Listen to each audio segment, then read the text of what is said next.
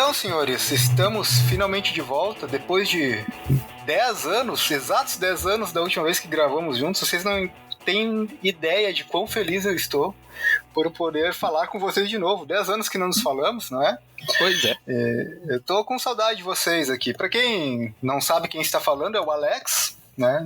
Quem eu fui no passado já não importa, eu também tento esquecer. E estou aqui com meus amigos, por favor, se apresentem. Bom, primeiro. Então, beleza. Bom, eu sou o Wander.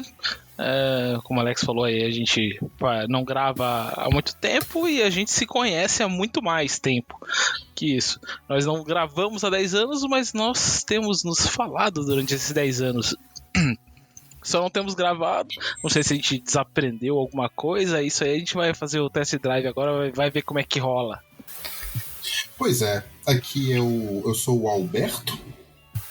E eu fico conflitado. É engraçado porque eu fico conflitado, porque nunca num contexto de internet eu usei meu nome, sabe? Então é uma situação nova pra mim. E falar que a gente não grava há 10 anos é uma quantidade tão grande de tempo na vida de alguém que eu, enquanto mais novo do trio, me sinto desconfortável, sabe? Meu Deus, é muito tempo, sabe? Mas estamos aí. Prazer é todo meu. Então, eu queria te dizer, Ander, que é impossível que a gente tenha esquecido como se grava, porque a gente nunca soube como é que se gravava. A gente sempre fez do jeito que dava, né? Isso é verdade, isso é verdade. Nossa. Numa era anterior ao Facebook, numa era anterior ao Spotify, estávamos lá com comunidades no Orkut, a nossa, a que faziam pra gente. Cara, vocês têm noção de que quando a gente chegou na internet era tudo mato? A gente foi um dos desbravadores também aqui no Brasil, né? Hoje em dia eu falo com gente que é colega meu de trabalho, que tipo, porque na época não tinha YouTube, não tinha smartphone, eu não sei o que, eu vou explicar alguma coisa, e eu ter que falar isso é tão estranho, sabe? Eu me sinto tão pior, bandeirante. Cara, eu lembro de quando o YouTube não era do Google. Não, exatamente, 2006. Nossa, eu tinha até esquecido desse detalhe. Pois é, muita gente nem sabe desse detalhe. Muita gente nem sabe que um dia o YouTube foi uma empresa anterior ou independente ao Google, ou à Google. Muito tempo. Muito tempo se passou. E deixa eu corrigir só uma informação que eu passei aqui agora, né? Que já começamos dando informação meia boca, né? O nome do podcast não é à toa. Mas 10 anos desde a última vez que a gente lançou um programa gravado, mas a gente gravava geralmente 6 meses antes, né? Ah, sim. Total. Provavelmente o último a gente gravou uns 15 e lançou uns 10. Exatamente. É porque nessa época era o Wander que editava, então eu demorava em torno de 6 meses a 5 anos pra fazer a edição do podcast. Nossa senhora, por isso que eu já nem quero mexer com essa parte mais. Mas enfim, a gente sempre falou de coisas que a gente não dominava e eu achei que era uma boa hora, um bom momento de voltar com o podcast e assumir de vez essa faceta de que a gente não sabe do que tá falando. Por isso o nome desse podcast carece de fontes. E é exatamente esse o climão. A gente vai falar sobre coisas que a gente não domina e, portanto, fica aqui a dica. Não usem nosso podcast como referência para nenhum trabalho escolar. Amém. Enfim, o assunto que eu trago para vocês hoje, meus amigos, é jogos eletrônicos, ou não, mas no caso dos meus exemplos são eletrônicos, e como eles se relacionam com o sentimento que temos na vida real, naquele momento em que estamos jogando. É meio difícil de explicar sem falar exemplos, mas eu vou tentar explicar resumidamente aqui agora. O que eu quero dizer com isso? Vocês já pararam para pensar que muitas vezes a sua percepção de uma história, seja no cinema, seja na literatura, está relacionado com o que você vive na sua vida real. Por exemplo, você se identifica com uma história porque você já passou por algo que aquele personagem está passando. Ou você vê aquele personagem como uma pessoa que existe na sua vida real e você consegue relacionar as coisas. E eu passei por algumas experiências assim em jogos eletrônicos. 2 especificamente que eu quero trazer como exemplos para vocês. E eu vou começar falando de um jogo indie que vocês provavelmente conhecem. Acho que conhecem, né? Hotline Miami. Já ouviram falar? Sim. Já joguei um pouco do primeiro, joguei um pouco do segundo e não entendo nada dos dois. É um belo bullet hell. Eu sempre que eu jogo ele, eu tenho uma sensação de que o jogo foi feito pra passar uma sensação de que você tá usando drogas. Sabe? Pois é, apesar de eu não usar drogas, né, eu vou insistir nisso, por mais que algumas pessoas duvidem devido ao meu comportamento, mas apesar de não usar drogas, é quase isso que você falou que eu sinto jogando esse jogo, ou senti na época que eu joguei a primeira vez.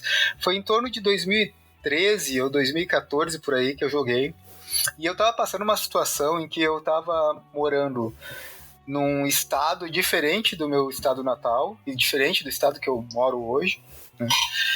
Estava morando num quarto alugado pela empresa que eu trabalhava e estava trabalhando lá temporariamente, ia passar 4 meses naquele local. E a minha vida estava se resumindo a me deslocar do hotel até o meu trabalho, e do trabalho até o hotel, e virando madrugada trabalhando, às vezes virando o dia inteiro trabalhando, uma coisa que eu não recomendo para ninguém, não é saudável, não façam isso se puderem evitar. Nem sempre é possível evitar, mas enfim, se puderem evitar, evitem, mantenham a saúde de vocês. Mas voltando pro assunto, eu estava muito cansado. Eu chegava no hotel com aquele... Sabe aquela sensação de areia nos olhos, assim, de que tu passou mais tempo acordado do que seria humanamente possível e ainda assim você está acordado? Uhum. Eu tava chegando assim no hotel. Só que eu chegava, por exemplo, às vezes 9 da manhã, 9:30 da manhã, e daqui a pouco tinha almoço. Então eu esperava até para depois do almoço para ir dormir ou descansar. Eu tinha que matar aquele tempo de alguma forma e tentar relaxar um pouco. E naquela época eu tinha descoberto esse jogo, Hotline Miami, e tava gostando bastante. Então eu chegava do trabalho bem cansado e ia jogar. Para quem não conhece o jogo, como o Alberto falou, é um bullet hell.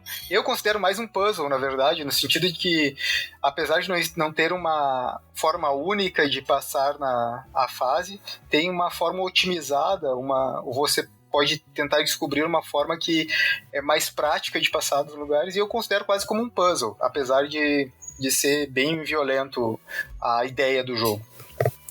Então eu chegar... E o jogo, ele tem uma trilha sonora que eu gosto bastante, apesar de não ser o meu tipo de música favorita. Eu gosto bastante porque encaixa muito bem naquele jogo. Uma trilha sonora meio eletrônica industrial, que é uma música pesada, que ela parece que está fazendo pressão no teu cérebro. É uma música que te coloca peso na tua visão das coisas, coloca uma pressão quase que de urgência no que tu está fazendo. E o jogo consistia... Eu não vou dar spoiler da história do jogo, mas o que importa mesmo é a mecânica. O jogo consistia em cumprir algumas missões para uma espécie de máfia lá, que basicamente é bater em outras pessoas para coletar dinheiro ou para fazer alguma coisa relacionada a atividades menos lícitas. Matar todo mundo. Matar todo mundo, resumindo. Só que com aquela música pesada e com a dificuldade crescente nas fases, tu acaba se concentrando naquilo, acaba entrando dentro daquilo lá, e tu tá cansado, e tu sente que o personagem tá cansado. Na história, o personagem tá cansado, ele já tá desmemoriado, porque muitas vezes ele passa a noite em claro, e eu já tinha passado a noite em claro trabalhando quando começava a jogar. Então eu ia me sentindo imerso naquele ambiente do jogo. E ao mesmo tempo, quando eu ia pro trabalho, eu estava trabalhando numa área industrial, então, apesar de não ter música, tinha o som de equipamentos industriais, motores e tubulações com vapor de alta pressão, enfim, barulhos muito inerentes à área industrial. Relacionava a minha vida real uma trilha sonora quase... Uma trilha sonora similar àquela música industrial, batistaca, eletrônica do jogo. Então chegou a um ponto... Eu sei que parece que agora vai ser mentira aquilo que eu falei, que eu não uso drogas, mas, por favor, continuem comigo aqui. Chegou a um ponto que era quase como se o ambiente do jogo e o ambiente da minha vida estivessem se misturando. E eu achei isso muito foda, cara. Eu achei isso muito legal, muito interessante, analisando, depois de ter dormido, descansado e pensado sobre isso. Eu achei muito interessante ver como foi uma das...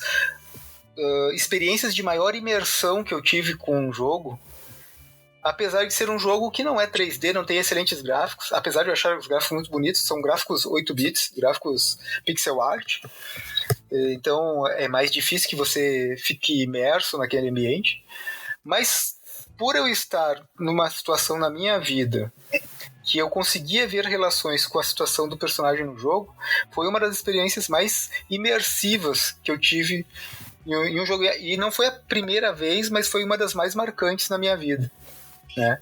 E, enfim, esse é o primeiro jogo que eu gostaria de falar. Tem um segundo, mas eu quero dar a oportunidade para vocês, se quiserem comentar alguma coisa ou até falar de alguma experiência que vocês tenham tido. Cara, é engraçado, porque Hotline Miami é um jogo que me passa uma sensação muito específica. Ele é um jogo que eu chamo de febril. É engraçado, ele me passa a mesma sensação de que eu tenho quando eu tô com uma febre muito alta. Sabe? Porque assim, sei lá, desde que eu sou um adulto, eu não tenho febre muito alta, que eu tomo um remédio e passa. Mas quando você é mais novo, você fica doente, a febre alta vem, você não pode tomar todo tipo de remédio. Você é criança, o remédio é pediátrico, é outra história. Então muitas vezes você convive com febre muito alta. E assim, o jogo, a música, o visual, o que você tá fazendo, o visual, que é um visual assim... É um visual que ele não tá estável na tela, é um visual que treme, ele é meio torto, ele é meio colorido, super saturado. Tudo no jogo me arremete à sensação de que eu tô com febre em casa olhando pro negócio, sabe? É uma sensação muito, muito esquisita. É um jogo que me marca, assim, tanto pela gameplay difícil, quanto que ele me passa a sensação de estar com febre. Eu acho muito, muito, muito engraçado. Eu fico feliz que tu tenha falado essa palavra, Alberto. Febril. Isso aí resume exatamente o que eu sentia. Eu não consegui chegar nessa palavra, mas é essa sensação. Febril, aquele cansaço, aquela dor no corpo que muitas vezes a gente tem quando está num estado febril, aquela sensação de morosidade que o nosso cérebro não está funcionando direito. Parabéns por ter achado essa relação, porque é uma relação que eu acho muito exata para esse jogo. Estamos aqui o dia todo, à disposição. Eu tenho essa impressão também, das poucas vezes que eu joguei, tanto o primeiro quanto o segundo, que eu tive a impressão que o jogo, tipo, ele te esmurra pra baixo, assim, sabe? Ele faz uma pressão negativa muito grande e nesse sentido o jogo é muito bom em te fazer isso. Então eu acho que por essa ser a intenção do jogo, ele merece aplausos aí, porque eu acho que os desenvolvedores conseguiram passar essa sensação que eles queriam da maneira, porque o jogo ele te deixa apreensivo o tempo todo, né? E ele tem também umas características assim bem sombrias, porque você não vê o rosto dos personagens, são sempre usando máscaras de animais, né, o que deixa a coisa mais bizarra, ainda mais sem sentido. Ao mesmo tempo que é uma coisa surreal, você consegue correlacionar o sentimento com o seu mal-estar na vida real, cara. É um negócio muito esquisito esse jogo, cara. É muito esquisito, mas eu recomendo de qualquer forma aí que quem não jogou que experimente pra entender um pouco dessa sensação que a gente tá falando aqui, porque é um negócio muito doido.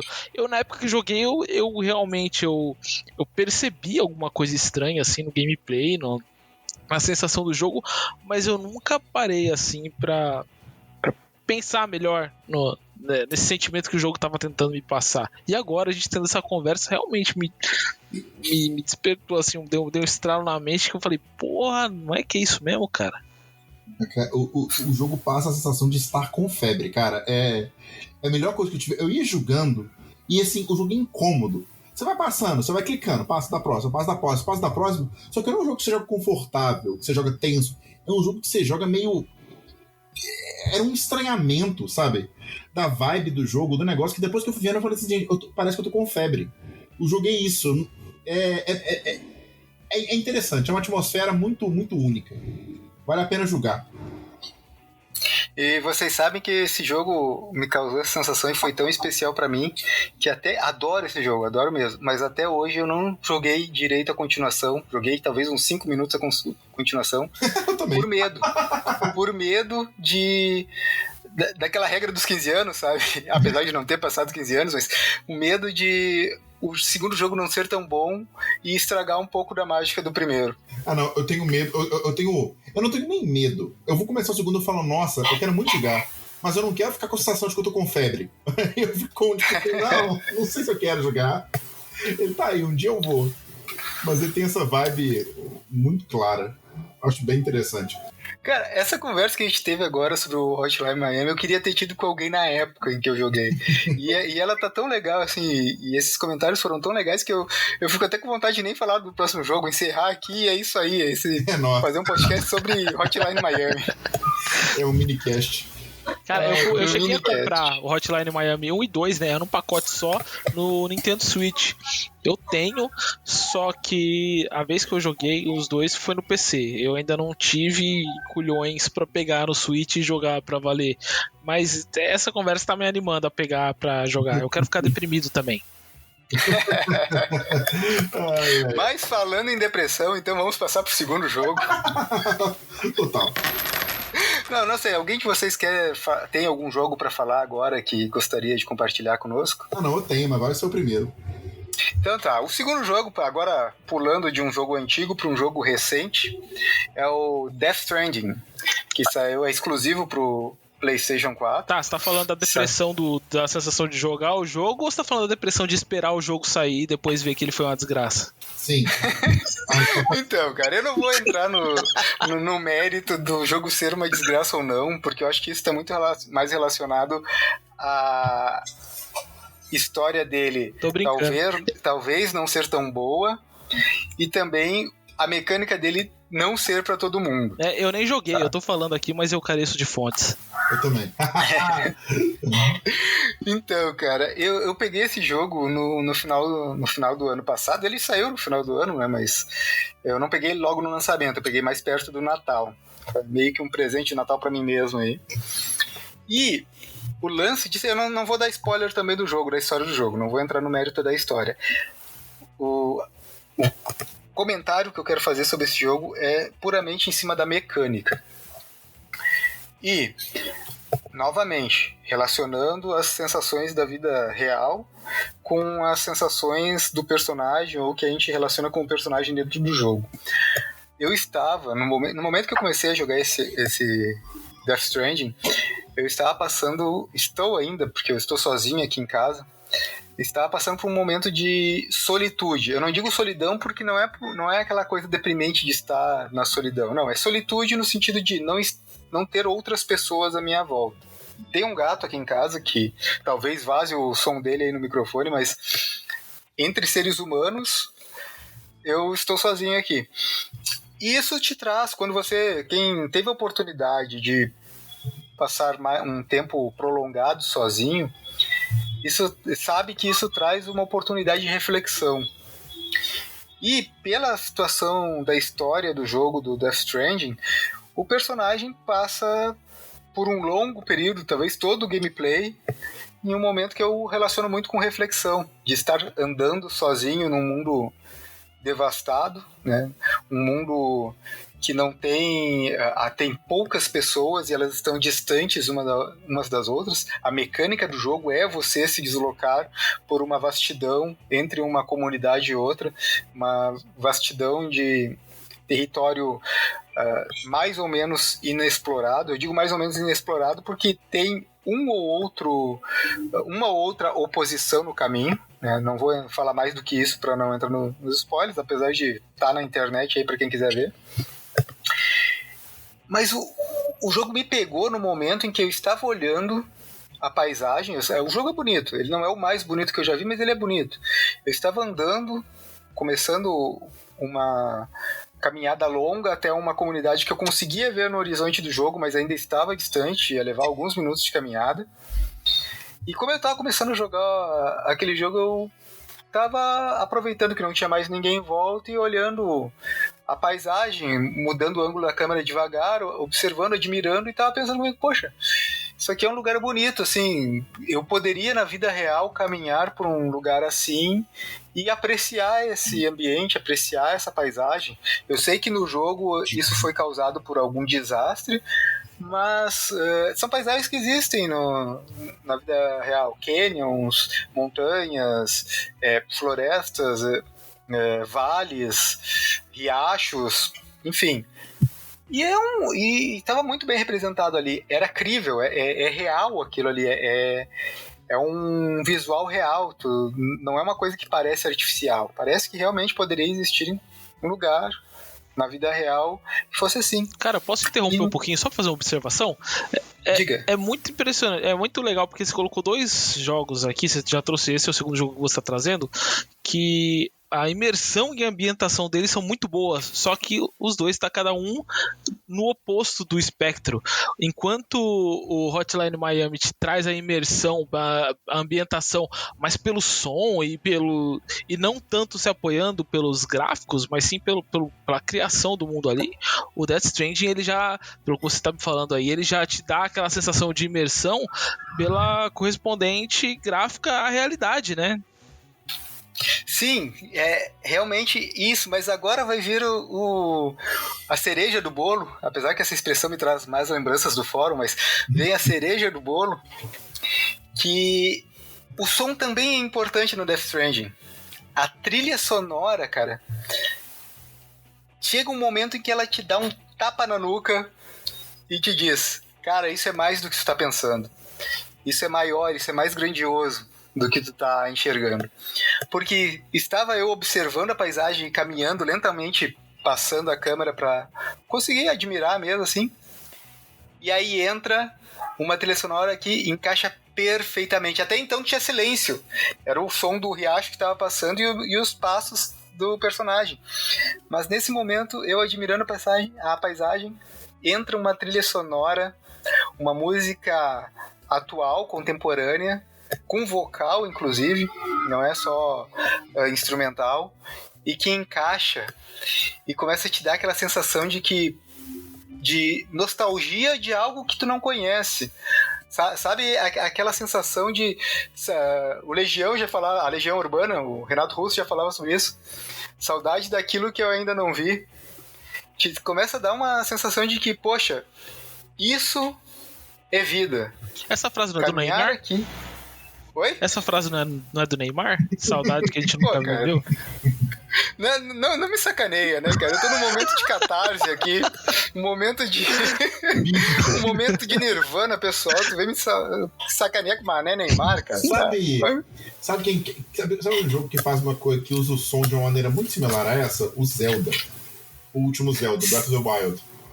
Isso que eu ia falar, cara. Eu tava esperando o momento pra falar. O Alex tava falando da sensação dele jogar o Death Stranding. Eu tava fazendo a correlação aqui com o Zelda Breath of the Wild. Que ele te passa essa sensação de solidão, de você tá andando num lugar sem som, só com o som dos seus passos, o som ambiente, do riacho e tal. E, cara, é impressionante como a ausência de música consegue impactar uma sensação auditiva em quem tá jogando, cara. E o negócio que é interessante, como a música não tá presente no jogo, quando ela aparece, ela tem muito mais poder. Então, assim, você tá andando no Zelda, não tem barulho nenhum, aí você vê uma coisa, vem um barulho tipo assim, tan, tan, tan, uma coisa, um tan, tan, sabe? Um efeito sonoro curtinho, mas que isso destaca na hora, você fala, ó, isso é alguma coisa. E quando você chega na área lá no castelo, na área super importante do jogo, começa a crescer uma música realmente épica, não sei o quê, isso dá muito poder. Você fala, não, cheguei, é agora, é aqui. Então, a ausência de música faz com que o sentimento que você tem quando a música aparece, seja esse sentimento qual seja, fica muito mais forte.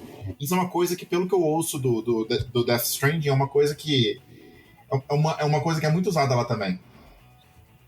Cara, é por isso que eu fico feliz de ter amigos assim, de poder conversar com vocês, cara. Que saudade dessas conversas. Que saudade, porque vocês trazem agora um ponto perfeito. Eu também joguei o Breath of the Wild e concordo com vocês. O detalhe do Breath of the Wild não ter me marcado tanto nessa parte foi porque eu não estava sozinho na época que eu joguei. Havia pessoas ao meu redor, então apesar de conseguir relacionar como vocês estão falando, não teve o mesmo impacto que o Death Stranding tem. Por esse detalhe, a minha vida, eu não estava no mesmo mood, no mesmo estado de espírito que o personagem do jogo. No Death Stranding eu estava no momento que eu comecei a jogar. Mas vocês trouxeram bem, é a trilha sonora. Talvez eu ache, inclusive, que esse episódio de podcast não seja tanto sobre a sensação do jogo invadir a vida e a sensação da vida invadir o jogo, mas sim a importância do som, o papel que o som tem nessa transição entre o mundo real e o mundo imaginário dos jogos. Perfeito. Gostei muito desses comentários de vocês. Mas enfim, não entrando em spoiler de história do Death Stranding, como eu falei, mas você estar num momento de contemplação pessoal na sua vida é muito relacionado com aquele momento de viagem, de caminhada do personagem do jogo e o momento de contemplação que ele está com a vida dele. Pelo menos eu vejo dessa forma, né? Aí que você vê como que questão de opinião, né, se tratando de arte, obra de arte, porque videogame é uma forma de arte, né, assim como o cinema, assim como a música, assim como as artes plásticas, o videogame também é uma forma. Como isso mexe individualmente com cada um, dependendo justamente do momento que a pessoa está vivendo, dos sentimentos que estão em volta da pessoa naquele momento, como cada pessoa, a partir de sua ótica pessoal, vai receber aquele impacto, aquele material cultural de uma maneira diferente, fazendo uma interpretação completamente diferente. Por isso que às vezes é complicado você depender de reviews para escolher um jogo, escolher um filme, depender da opinião do outro. Porque às vezes, os reviews tentam se manter sempre na análise mais técnica, mas sempre tem aquela coisa diferente, né? Que vai ser muito peculiar para cada um. Então, se às vezes essa questão não pegou para a pessoa que está fazendo o review e publicou na revista, no site, onde quer que seja, para você vai dar aquele estralo e você vai perceber o jogo de uma maneira completamente diferente da outra pessoa. De repente pode ser o melhor jogo que você já jogou na sua vida, porque ele vai se encaixar com aquele momento que você estava vivendo, né? E falando em se encaixar com o momento e em estalo, eu aproveito para trazer um dos jogos que me marcaram muito nesse sentido agora, que, assim, o mundo em que a gente vive hoje, no ano de Nosso Senhor 2020, não é o mesmo mundo em que a gente vivia em 2010. O mundo mudou.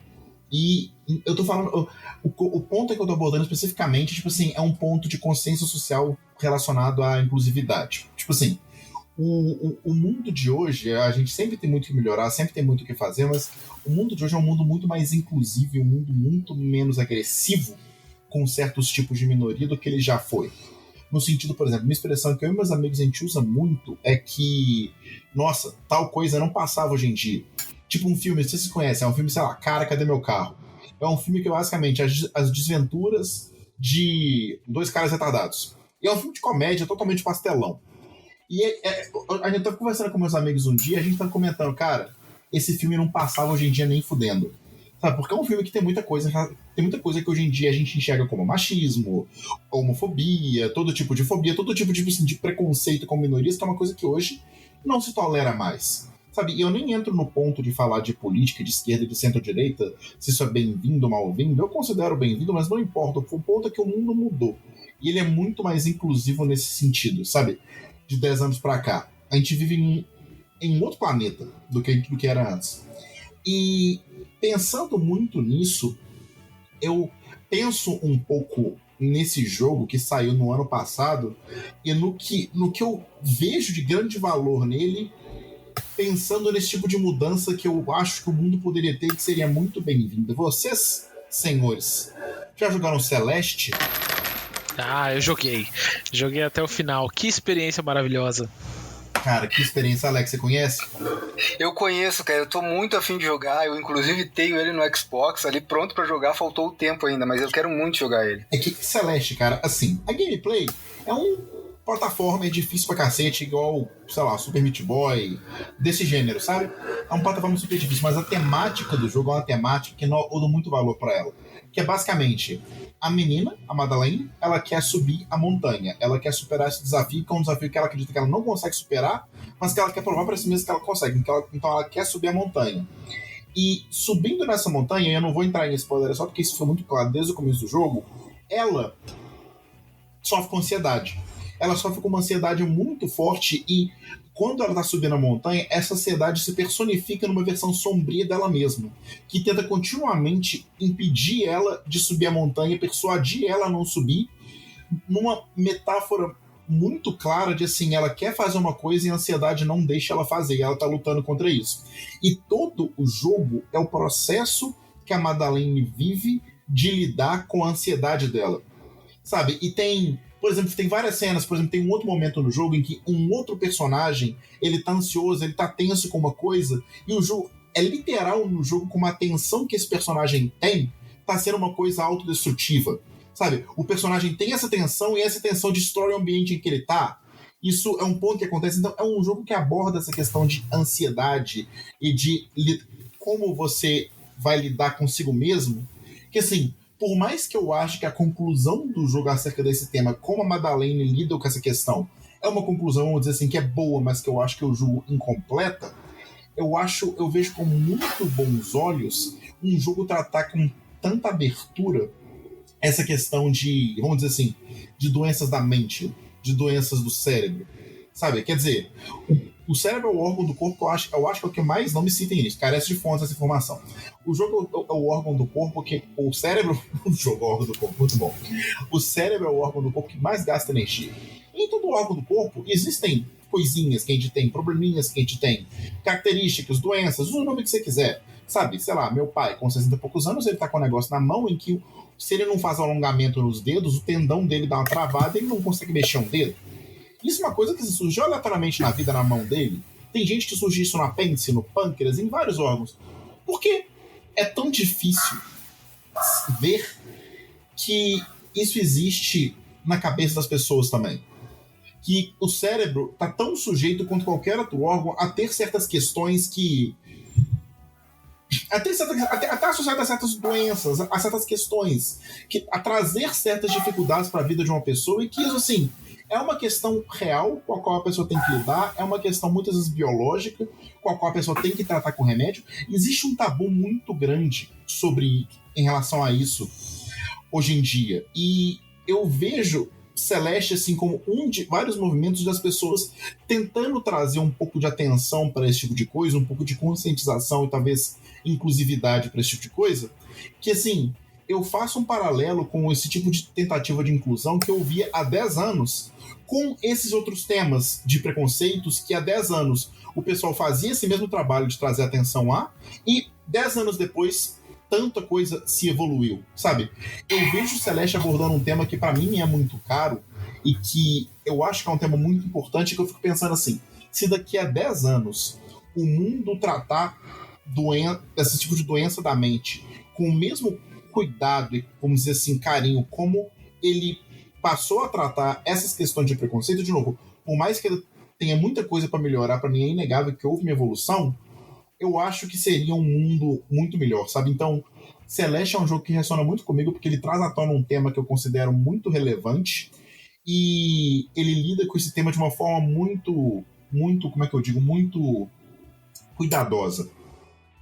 E é por isso que eu trago ele, que eu acho que ele ressona tanto comigo com momentos que eu vivi e com o momento que a gente vive hoje em dia, sabe? Ah, legal. Eu joguei Celeste, realmente eu percebi essas influências assim, né, essas temáticas que o jogo trouxe, mas talvez não teve tanto impacto no que eu estava sentindo enquanto eu estava jogando, porque de repente eu não estava sob essa ótica. Mas a questão é uma coisa bacana, isso aí mostra, esse jogo, principalmente Celeste, mostra como a indústria de videogames evoluiu nos últimos 10 ou 15 anos, talvez 20, né? Para se adaptar justamente às experiências sensoriais que nós temos, às vezes até com temas cotidianos da nossa vida, que estão aí em várias esferas da nossa vida, como por exemplo doenças mentais, os males do cérebro, né? Depressão e tudo mais, né? Essas questões. E esses temas começaram a ficar muito mais recorrentes na última década, ou talvez década e meia, Outro exemplo que eu não quero me aprofundar aqui no jogo, mas eu só quero citar como exemplo mesmo para ilustrar, é o Life is Strange, que é um jogo também que acho que lidou até com questão de suicídio e tal, de uma maneira que eu nunca tinha visto antes na indústria de games. E você olha assim a temática do jogo, a história do jogo que vai levando, realmente são situações corriqueiras, situações normais da vida. Ok, tem um quê de sobrenaturalidade ali, porque o jogo permite que você tenha essas liberdades, né, em prol ao quesito, ao fator diversão, mas o jogo ele aborda os outros temas reais, assim, digamos, com uma sutileza muito, muito bacana, que eu acredito que foi tocante, e talvez ainda seja para pessoas que ainda vão jogar, de uma maneira muito especial. Então a narrativa dos games está evoluindo para não só mexer com o imaginário, alienígenas e coisas que, como era a temática recorrente dos videogames há 15, 20 anos atrás, mas também com temas da nossa vida cotidiana, trabalho, escola, amizade, essas coisas. Eu acho muito legal, muito válido, muito louvável que a indústria de games esteja se encaminhando para esse lado, assim como foi com a indústria cinematográfica. Life is Strange é um jogo que eu tenho muita vontade de jogar, que eu ainda não joguei. Um outro que eu tenho vontade de jogar, que eu sei que aborda essa questão mental também, é o Hell's Blade, Senua's Chronicle. É um jogo que lida disso, eu não tenho spoiler nenhum, não faço ideia de como ele trata, mas eu sei que ele trata disso também. Eu inclusive ia falar agora sobre o Hell's Blade, que o Ander me recomendou uma vez, e eu queria saber se tu pode falar um pouquinho mais sobre ele, Ander, porque eu não cheguei a jogar ainda, também tá na minha fila, no meu backlog enorme, e aí esse é um dos jogos que tá também. Cara, eu não joguei até o fim também, eu comecei a jogar no PC, comecei a jogar no Switch, mas é um dos jogos que ficou aí pra trás pra eu jogar, chegar no final. Mas é uma experiência muito diferente também, porque ele te coloca na pele de uma personagem que sofre de esquizofrenia. Então você passa o jogo todo escutando vozes e tudo mais. De repente, para uma pessoa que estuda psiquiatria, alguma coisa assim, esse jogo vai ter um significado maior, assim, vai dar uma dimensão maior do que é o jogo de verdade, né? Para mim, acho que para a maioria das pessoas que forem jogar, vai ser um jogo divertido, um jogo bacana, mas para você ter essa percepção dessa dimensão do jogo, eu acho que você tem que ter já alguma coisa pré-estabelecida na sua cabeça, saber o que você vai esperar desse jogo, né? Que ele te proporciona sensações muito diferentes também. Você sabe que agora que a gente enveredou um pouco para essa parte das sensações não, mas dos estados mentais que os jogos têm apresentado, principalmente nos jogos mais modernos, né? Uma das coisas que eu fico feliz com a evolução da tecnologia é a possibilidade que tem de se explorar essas veredas que não tinha como ser explorado de forma mais profunda antigamente. Antigamente os jogos eram muito baseados na mecânica deles e só, porque não tinha muito como tu usar a tecnologia da época de formas criativas, alternativas. Então acabava ficando focado na mecânica. A gente vê que um fenômeno moderno da evolução da tecnologia é exatamente isso, trazer as alternativas de abordagem para os jogos, as alternativas de história e de enredo e de usar recursos para provocar sensações, como a gente estava falando antes dos recursos sonoros, da trilha sonora dos jogos para provocar sensações, agora falando da abordagem sobre os estados mentais. Outros jogos que eu acho muito bacana são que as pessoas muitas vezes falam como de uma forma pejorativa de Walking Simulator, até tem gente que chama o Death Stranding de Walking Simulator, mas cara, é porque a mecânica do jogo em si não é tão importante nesses jogos quanto a mecânica do enredo, como a abordagem do enredo, como a história e a sensação que se quer passar. E eu acho isso muito interessante, porque traz uma variedade de oferta que era impossível de existir antes, ou era muito difícil, que era muito difícil de se alcançar com os recursos da época. E eu acho que esse é um momento maravilhoso em termos de... falando especificamente dos jogos, das sensações que eles trazem e da variedade que eles trazem e da variedade de assuntos que são abordados. Eu acho que a gente está num momento maravilhoso para jogos nesse sentido. Não, e você falou de Walking Simulator, puta, eu lembrei de um. Que uma parte de um que lida com uma questão dessa questão mental que é muito legal. Vocês já jogaram What Remains of Edith Finch? Sim, muito bom, excelente jogo. Nossa, esse jogo é um jogo que eu joguei no 1º de janeiro de 2019. Foi um jogo que eu joguei em uma sentada, ele é muito curtinho. O Under, para ele ter contexto, para quem tá ouvindo que não conhece, é basicamente o seguinte: é um Walking Simulator de algumas horas de uma menina que tá explorando a antiga casa da família dela, e a família dela parece, diz a lenda, que é acometida por uma maldição. Que a cada geração da família, todos os filhos da família morrem, menos um. E quando esse filho atinge a adultez e tem os filhos dele, os pais desse filho morrem também. Então, assim, a família é como se fosse acometida por uma maldição que todo mundo morre e é sempre um acidente, uma coisa aleatória, mas sempre acontece.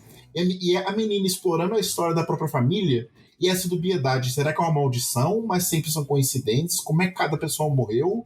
Como é que... ele explora muito essa temática, o jogo é muito bonito e é muito legal. E tem uma das mortes que vai explorando, que ele basicamente é uma pessoa que aos poucos, ela tá numa condição mental que não tá boa, e aos poucos a pessoa vai perdendo contato com a realidade. Porque assim, a pessoa tá explorando a casa da família, aí ela vai ver como é que foi a morte de fulano, você joga com o fulano no momento da morte dele, ou no momento da morte dela.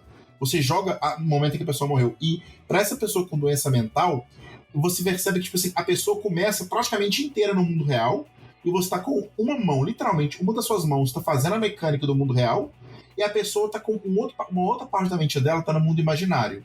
E com, tipo assim, a mão esquerda está jogando no mundo imaginário, a mão direita está jogando no mundo real. E aos poucos, à medida que o tempo vai passando, o mundo imaginário vai ficando maior, vai ficando mais complexo e vai cobrindo o mundo real até um ponto onde a pessoa não vive mais o mundo real.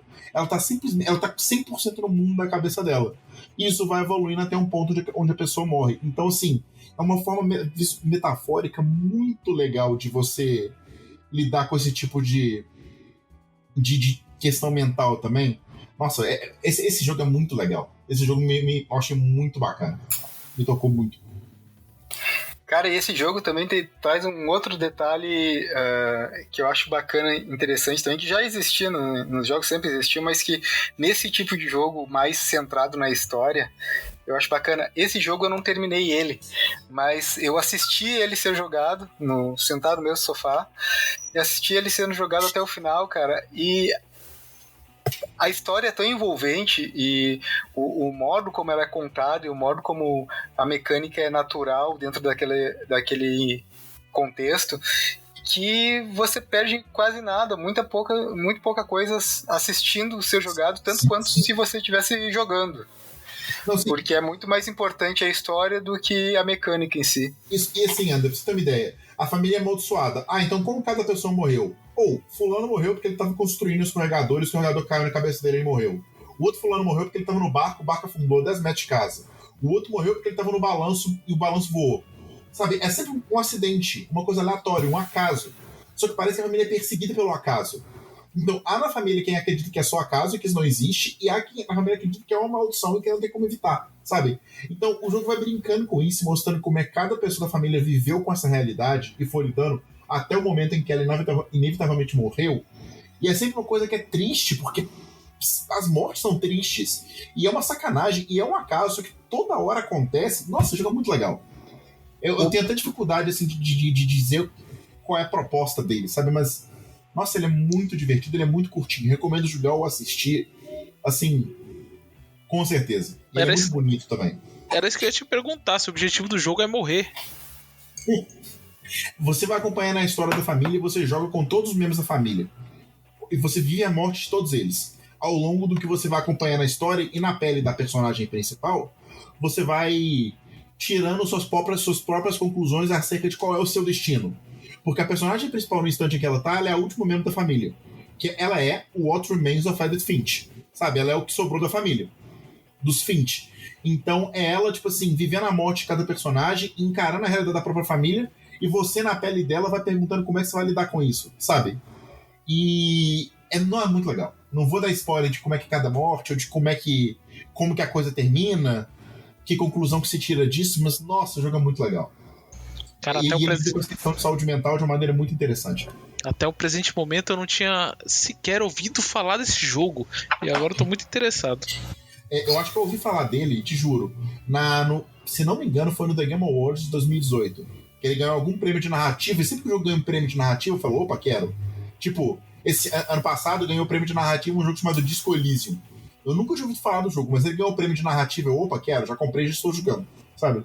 Cara, esse jogo, o Disco Elysium, eu ouvi falar tanto dele nesse final de ano e ouvi falar tão bem dele que eu tô louco pra jogar também. É engraçado, eu não sei aqui o jogo. O jogo ainda não me mostrou a que veio, sabe?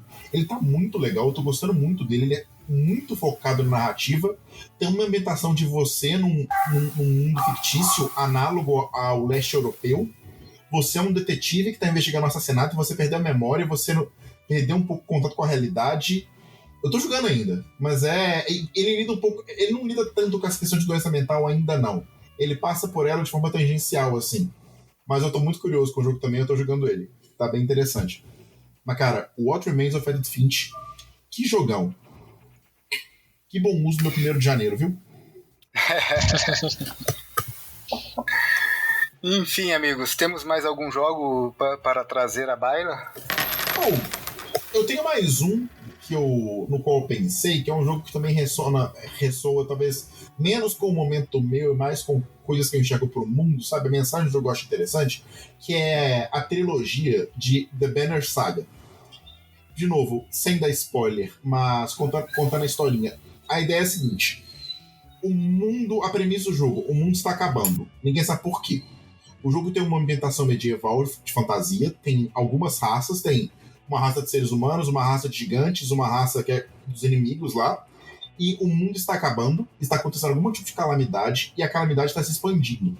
E com a calamidade está se expandindo, os povos estão migrando para os territórios que são de seus inimigos, está começando a rolar guerra, porque metade da galera está fugindo da calamidade, e a outra metade está lá se defendendo, porque eles são inimigos históricos.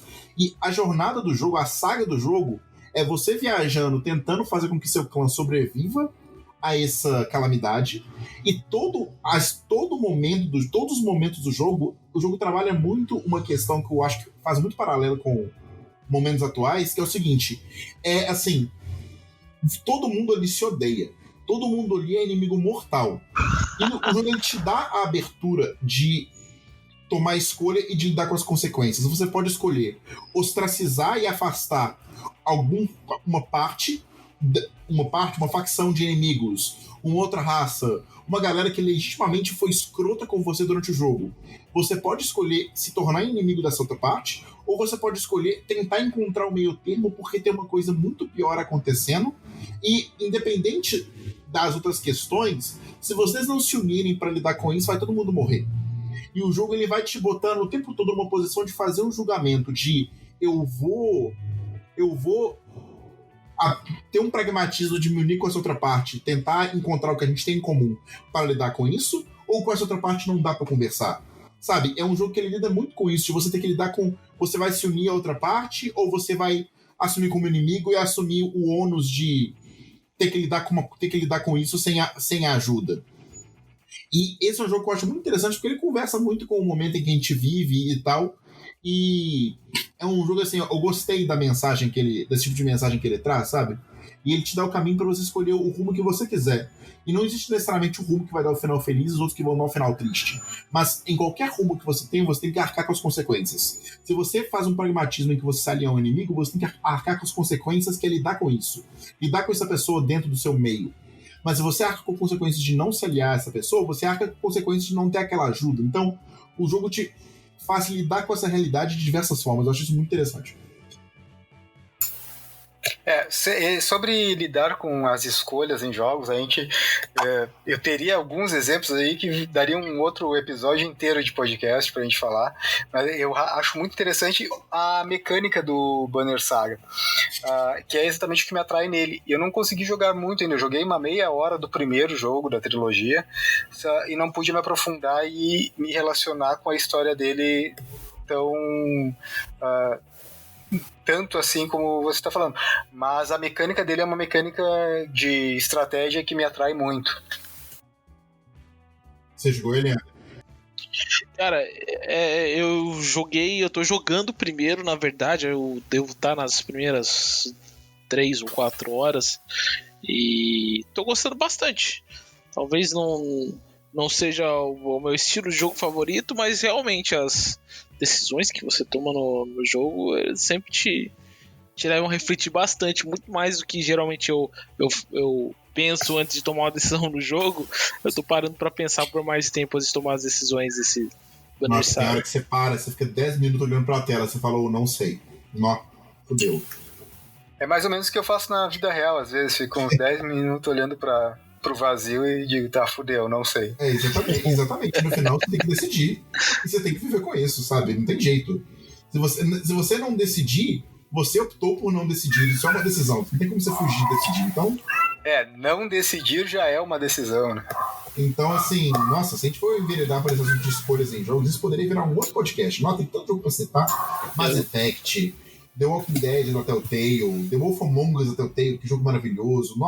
Nossa, muito bom, cara. Esse Wolf Among Us é muito bom. Eu já conhecia a série de quadrinhos da qual ele é derivado, já gostava bastante. E o jogo é excelente, né? Aliás, como todos esses da Telltale que seguem esse estilo depois do Walking Dead, do primeiro Walking Dead da Telltale, todos seguiram excelentes jogos, cada um no seu nicho. Eu não sei se o Ander ou o pessoal que tá ouvindo conhece The Wolf Among Us, mas basicamente é o seguinte. Conheço, ele é joguei. baseado numa série de... Oi? Eu joguei.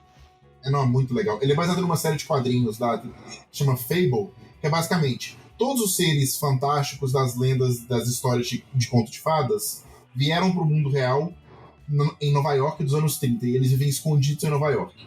Então, tipo assim, tem um sapo falante. O sapo vive num apartamento sujo de Nova York dos anos 30.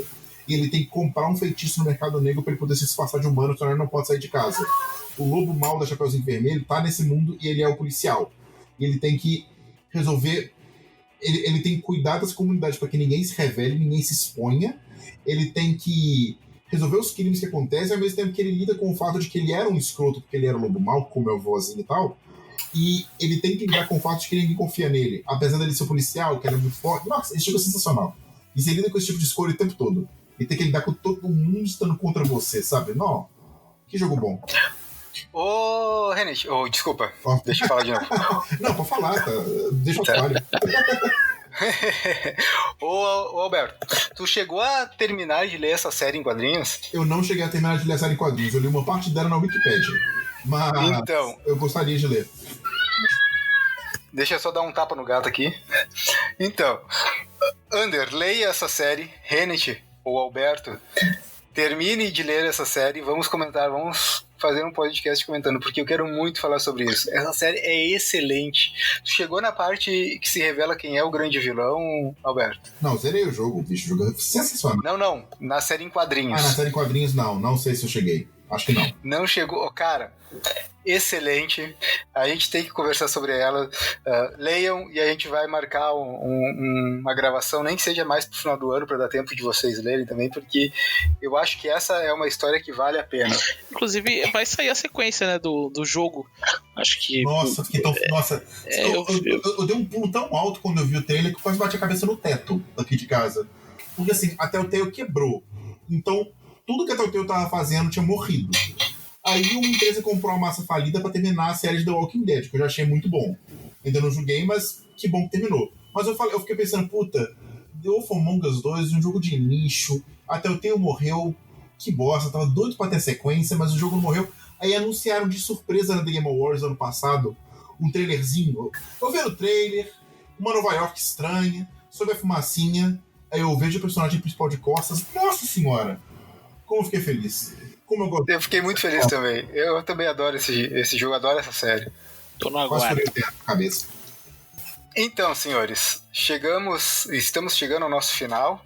Né? Mais nenhum jogo, acredito eu. Se alguém quiser comentar, ainda dá tempo, mas estamos chegando ao nosso final. Quero agradecer a presença de vocês aqui nessa humilde casa de gravação. E, novamente, quero falar como eu estou feliz de ter vocês aqui. Poder conversar assim com... Faz tempo que eu tava precisando de uma conversa tranquila, de amizade, despretensiosa, falando sobre coisas legais. Espero que a gente possa conversar muito ainda sobre vários assuntos, não só jogos, mas quadrinhos, literatura, cinema, a vida e tudo mais. Não precisa ter um background, não precisa ter um conhecimento prévio do assunto, porque as fontes não são exatamente a nossa preocupação por aqui. Vocês querem dar recados finais? Agora, por favor, se sintam livres. Cara, o papo é muito legal. É bom voltar a ter esses papos depois de 10 anos, agora, vamos dizer assim, com uma liberdade temática maior. E, não, foi muito bom, foi muito refreshing. A tradução seria refrescante, mas não é uma palavra boa. Foi bom. Gostei, quero fazer. Foi bom. A gente sentar para falar desses nossos temas aleatórios, desses nossos papos e ver se alguém anima de ouvir. Enfim, depois dessa tradução maravilhosa aí de refreshing do inglês pra bom no mineirês aí. É isso aí, né, cara? É maravilhoso estar de volta aí com vocês, trocando essas ideias, conversando. Espero falar sobre muitas coisas das quais eu não entendo com vocês ainda pela frente. E vamos que vamos, cara. Não, e deixa eu só fazer um parêntese, então, porque você falou de mineirês, eu lembrei de um caso maravilhoso que me marcou para sempre. A gente estava no Encontro Nacional em Floripa, do site, e do TBR, né? E eu tava no quarto, eu não sei se era com vocês dois ou só com o Alex, mas aí, tipo assim, meu celular tava, tipo, na bancada, eu tava deitado na cama, e meu celular começou a tocar um despertador de não sei o quê. Eu virei pro Alex, eu falei assim, cara, pega esse trem, pega o trem aí pra mim, por favor. Ele olhou pra mim, com a cara, e virou, o quê? Pega o trem pra mim. Não, pega esse trem pra mim, por favor. Ele, pega esse trem. Que trem, meu filho? Pega coisa. Aí, a gente não tem nenhuma estação aqui perto. Isso é muito bom. Foi aí que eu fiz de verdade. Trem é uma coisa de mineiro. Foi aí que eu tive realização pela primeira vez. Eu tinha 16 anos. Trem é coisa de mineiro. Arreda é coisa de mineiro. Nossa, eu adoro. Eu adoro esses jornalismos. Tá certo, é muito legal, cara. Isso é outro assunto também que a gente tem que falar, ó. Como a gente é cada um de uma região do Brasil, a gente pode falar bastante sobre isso também, os regionalismos que a gente tem, coisas que só a gente entende. Então tá, muito obrigado a quem estiver por acaso ouvindo. Talvez não tenha ninguém ouvindo, porque é o primeiro episódio, mas enfim, se alguém ouviu, gostou do papo, quiser mandar seu comentário, quiser falar também sobre isso, talvez falar um pouco sobre algum jogo que tenha lhe marcado também, pode mandar um e-mail pra gente, depois a gente inventa um e-mail aí. Vamos ver, alguém tem uma sugestão? carecedefontes@gmail. Eu acho que a gente consegue algo mais profissional. Carecedefontes@hotmail. Eu tenho limites. Hotmail não. Carecedefontes@yahooperguntas.com. Não, melhor ainda, carecedefontes@cora.com. Nossa, não, cara, @zipmail, @ball. Vamos falar. Ball, cara, eu tive um e-mail Ball. Eu tive um @ball, Brasil Online. O @ball foi o meu segundo e-mail. O primeiro foi o Zipmail, cara. O site era cinza, o site era branco e vermelho. Nossa, se eu não me engano, meu e-mail @ball tinha 100 megas de capacidade de armazenamento, cara. Nossa, caralho, que isso? Um absurdo, mas voava, né? Não, mas falando sério, então, quem quiser mandar um e-mail e falar com a gente, pode mandar um e-mail para podcast@carecedefontes.com.br ou deixar um comentário aqui no site mesmo, ou procurar a página no Facebook, Carece de Fontes, que provavelmente até lá a gente já vai ter criado e vai existir lá e pode falar com a gente por lá. Se não encontrar é porque a gente não criou e paciência, fica pra próxima. Exatamente. Isso aí. Tadinho. Abraço. Abraço. Falou.